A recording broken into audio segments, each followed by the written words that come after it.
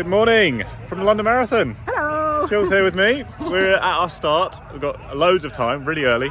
We're going to talk through what we're going to test today. Jill, well, first talk through the race plan. I'm going to run with Jill today, so you can tell the plan.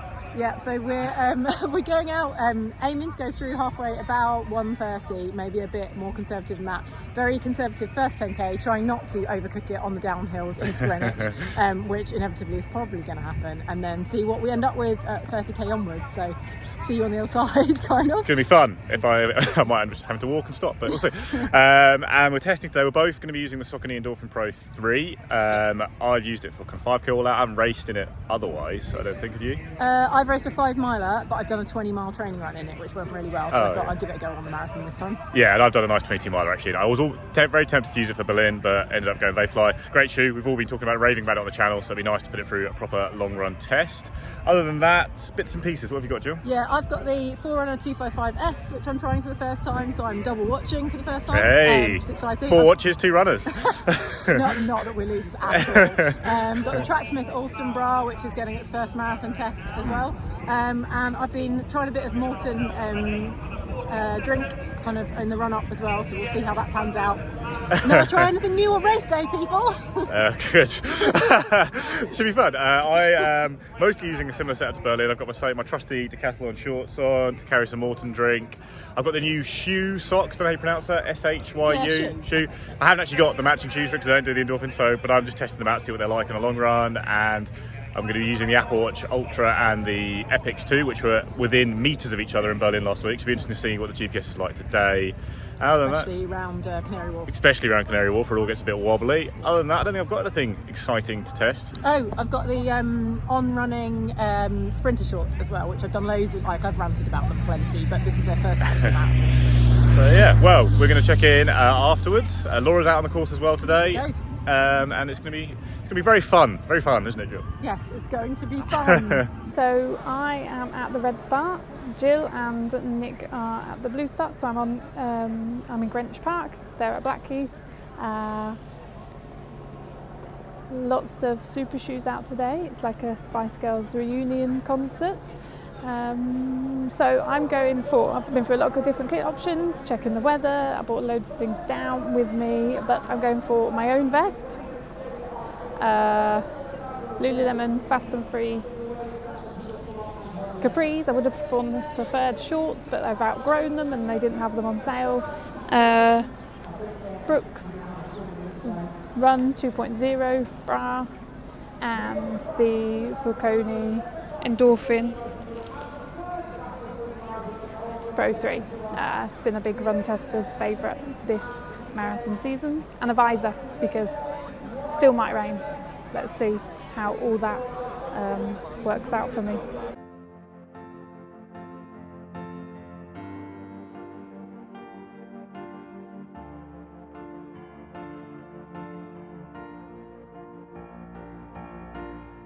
Bye. Finished the marathon, Jill? Yeah, look, 2 medals. 2 medals for Jill, just the one for me. Better. Unfair in a way.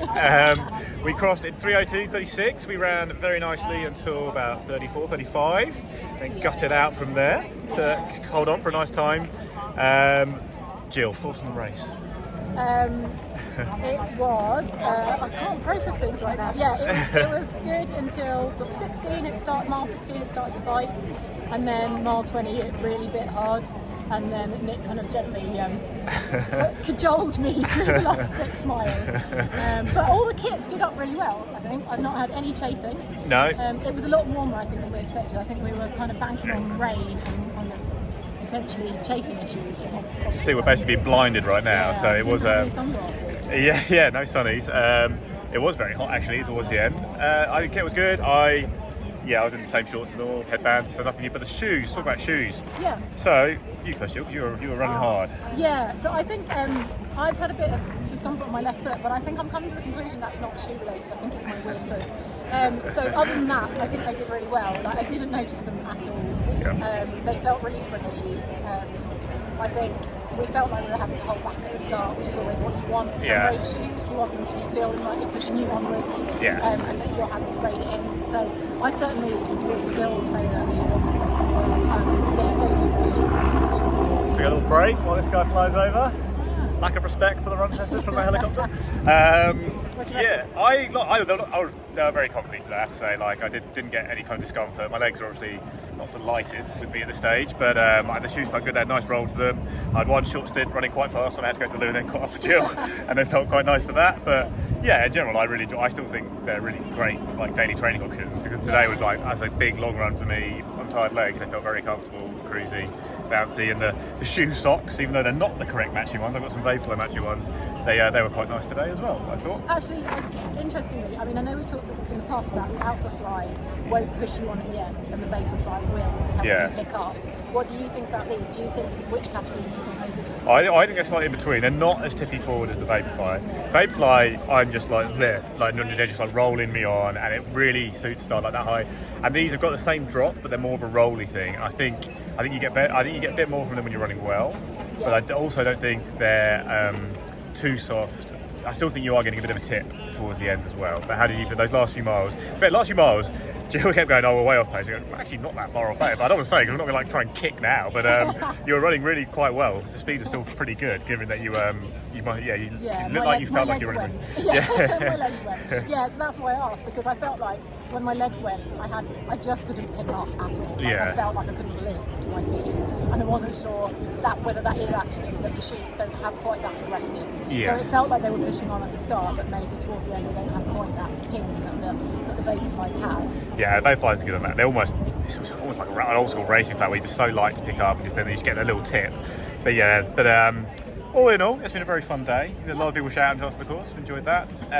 My stomach didn't hate Morton, so that's exciting. Yeah, I managed to test Morton, and it didn't. It's good. Saw some decathlon soft lasts on the course. I want to say well done to everyone who brought those. You find that's the way to do it. Definitely. Saw a few people with those. What do you reckon? We saw about 8 pairs of Endorphin Pros. Yeah, I think that's about what I counted to. Yeah. Probably a few more Adios Pros, I think, of the generations. A couple of Mercedes guys. Quite a lot of a brand called Nike. They still seem rather dominant. But I can see a guy in New Balance Rebels right now, so that's good. That's true. I did see a couple of papers as well. Yeah, and I saw an Elite in what was a Li-Ning shoe, so that's quite exciting. That is very exciting. And it sounds like Rose Harvey came first Brit, maybe. Yeah, we need to go and check all the results. Yeah, I'm off to absolutely win some results, because I don't know what happened on the race. But well done, Jill. Well done, everybody who ran today. Thank you very much for your assistance. It was a good fun. I died hard without this guy. I enjoyed it a lot. Thank you to anyone who said hello to us. That's very nice. We like that a lot. It's very, very nice. And can't think of anything else. See you next time. Well, next week. Stand up. Yeah, that's going to be interesting. And also look out next week. That's 2 majors ticked off. The big one next week is Tom going for his sub 3 and Mike running Chicago. So look out for them. Those endorphins in sub 3. Yeah. We're going to pass over to Laura now, who's hopefully coming in soon, and then we'll get her video to add. All right. So I'm home from the London Marathon. It was brilliant. It was a brilliant day. Really enjoyed it. London came out in full force, and it was magical. And I think if ever you have a chance to run London, then do. This was my 3rd time round, first time in quite a few years, and it was brilliant. Pacing wise, not necessarily my finest pacing hour, but I think about a 6-minute positive split there. But I had fun all the way around. Painful fun. I did make some kit choices which I knew could be problematic, and did turn out to be problematic. So I'll go through the good first. Good, my Brooks bra, the Run 2.0 bra, brilliant. It was a little bit of a clammy day, and something that did get a bit warm, and chafing wise it was minimal. I was very impressed by a very small amount of chafing on my front of my chest, so very much still a fan of that. And there was at one point I thought, I'm a bit warm, should I take my vest off, and it's the sort of bra that looks like a crop top, so that would have, I was not with it enough to repin my number, so that didn't happen, but it could have coped with that, so that was good. my nutrition, I had 2 SIS gels. I use them because they're quite inoffensive tasting and they're quite easy to get hold of. They have them in my local supermarkets. I had 2 of those, and then 3 GU, do I say GU or GU, gels, 2 strawberry and banana, then some salted caramel which had caffeine in. That all went all right. They're a bit like thicker and a bit chewier, so I don't go for those first. All fine.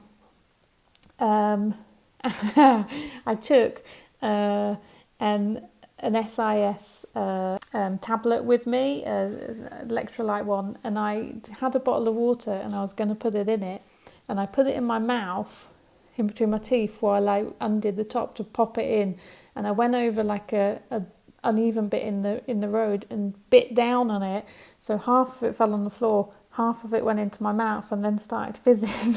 I had to quickly undo it and spit it into the bottle. But I survived to tell the story. It was all right. So nutrition and bra was great. My capris turned out fine. They got good storage. That's why I wanted them.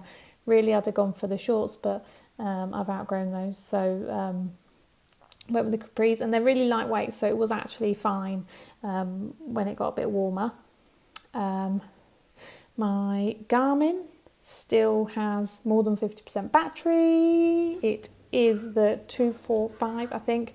It's fairly basic, but it does everything, and it was fine, although it was measuring a bit long. I don't know if that was my weaving or just the general Canary Wharf GPS vortex that you go through on London.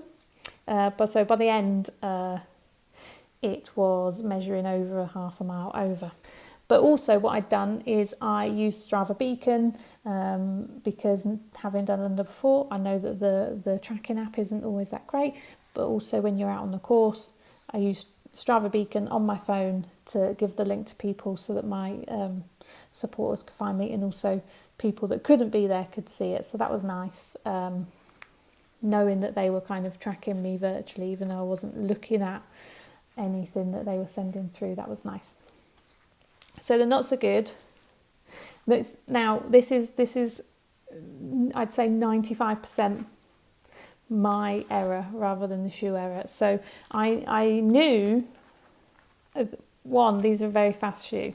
2, they come up a bit short, a bit small. And I knew these 2 things, and I'd run in them to 8.5 miles as a tempo run, and my big toe on my right foot was starting to hurt in them on those long training runs. So I knew that at some stage on race day they were going to hurt if I wore them. But I took a bit of a punt and thought, well, how much are they going to hurt and how far am I going to get in before they do? And it turns out it was halfway. So that's where my race started to unravel a little bit. And yeah, so I haven't taken my socks off yet, but I'll wait to see what's there. But basically, my toes were very painful, and if I'd gone up a size, then probably it would have been a different story. But yeah, that was something that that was a risk that I was willing to take on race day. So finished, or what did I finish in? At 3:56.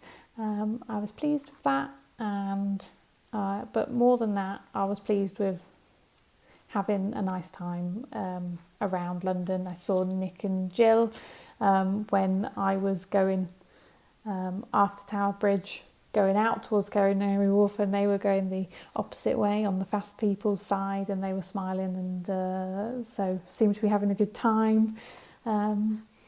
We had a wave, but well done London, and well done to everyone who ran and everyone who supported.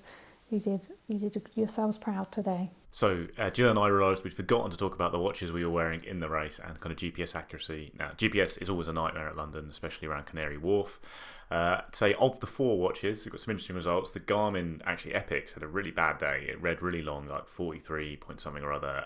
Early on I could tell it was pacing badly, like it was just too fast, even on the fairly easy to read stuff normally around Greenwich, and then add some really aggressive pacing around Canary Wharf as well.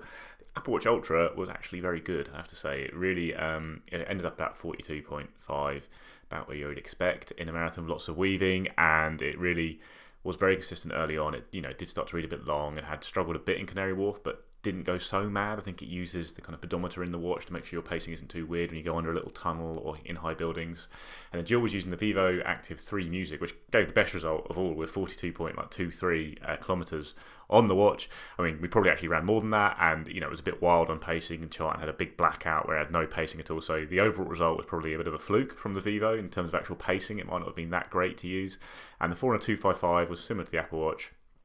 Came in at around 42.45 with pretty solid pacing. So I would say the overall takeaway here is London is a nightmare for GPS. And the best time I paced at London, I used a little Connect IQ app called Peter's Race Pacer on my Garmin, which allows you to manually reset the distance to at every marker, so you can correct it basically. So as you run past 3K, so let's say the Epics would have been reading like 3.10 at that point already. I correct the distance, it goes back to 3, it adjusts all your pace stats. So there's also an app for the Apple Watch that does that called U-Race. So if you're really going to dead set on using your watch to pace the London Marathon, that's what I would do. Or I just use your overall time and use the markers to guide it, because certainly when you get Canary Wharf, it's going to be a bit of a nightmare. And actually we had some fairly iffy pacing on GPS throughout the race.